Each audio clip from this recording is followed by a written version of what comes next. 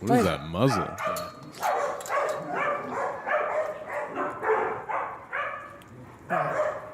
This is one of the most dominant dogs I've had in a while. And it's because of how he lived the first few months of his life. Because Zach telling him he doesn't want to be bothered, he doesn't like that, but he's not following through, which is what I like.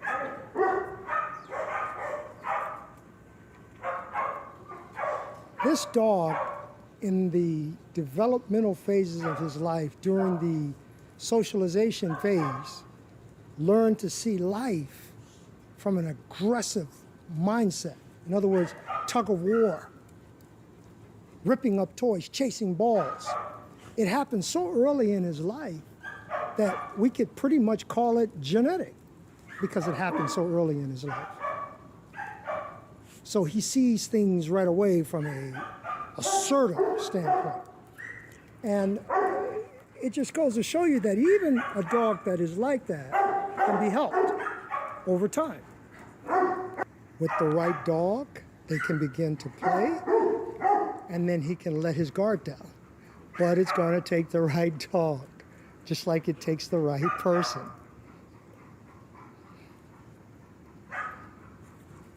You got to have someone that's going to push us in the direction that we need to go in order for us to make a change.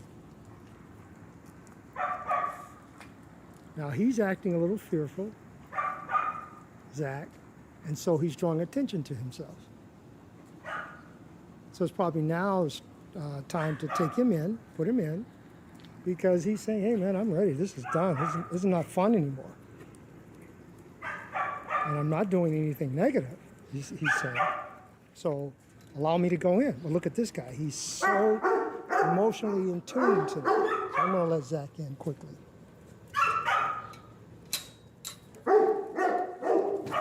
See how this guy tried to hold guard in? He wants that. He's addicted to that emotion. A couple big things right off the bat here, right? So, one, everything that just happened with Zach, I believe you said that, German Shepherd, right? He started getting scared. Dominant dog, putting pressure on him. He's like, I don't want anything to do with this. You get into some of these more dominant dogs, right? They also feed off of unstable energy. You know what I mean? So if a dog is just being a little nervous and keeping distance and stuff like the puppies were in that situation, that's typically not a problem. But once a dog starts acting unstable and frantic in their fear, it's like a magnet to other dogs. We'll see this all the time. Forget dominant dogs, just dogs in general, right? They want to swarm on that energy. And at times, if you have a good balanced pack, you could allow them to kind of help that dog, come out of that insecurity and instability and stuff, right? In the case of this social, the reason why he chose to put Zach away, I'm assuming, is because his emphasis is on Tucker. You have an unstable dog, which is Tucker, who's learning how to be stable. You can't have two unstable energies at once, which is why we get into, he doesn't talk about this a lot, but we categorize the dogs. We make sure that there's never going to be a situation where an unstable dog is going to be with another unstable dog. To work through their problems because they have to do it one-on-one, right? Another interesting thing when he talks about Tucker here, right? He talks about he's got a genetic predisposition, whether because of things that the owner did with him as a puppy or whether just because of the genetics of a Rottweiler having those types of dominant personality traits. And over time, you have to start to teach them to let that guard down a little bit so they can loosen up. And it's the long game, right? It doesn't happen overnight. It's not a switch being flicked. You know what a great example of it is from kind of an opposite standpoint is Benny, the chocolate lab that we recently, quote unquote, rehabbed with dog aggression issues. And we have a lot of videos of him and stuff like that. And, he made massive strides while he was with us in the board and train. He was able to socialize well with other dogs. But the reason why he started developing his aggression issues is because he got attacked when he was younger and he couldn't let that fearfulness go, right? So anytime you put him in a new social situation, he has that guard up, right? Yeah. And he acts out aggressively and he lashes out and he needs the right dogs to help him come out of his shell. So he comes to daycare now every other week typically to continue socializing. And it's been so interesting to see the progression. Every other week, he comes in.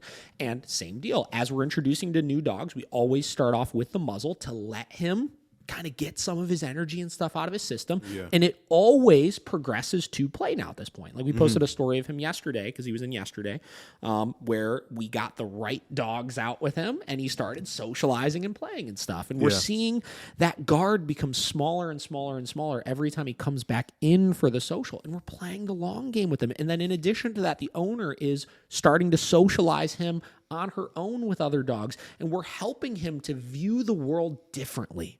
You know what I mean? Because that's what we need to do. And that's going to take a while, you know? We've set in place the building blocks, and we got past the initial big hurdle that was inhibiting her ability to even try to do it, was inhibiting his ability to even try to develop a relationship with another dog. So now we're just working on improving the overall view of everything. And it comes from strategic socialization with other dogs and making sure that every single time we socialize him, it's done in a productive manner at this point, so that his attitude improves every time we go to do it. And it was so cool. Yesterday was the first time he came to Miracle for day social, right?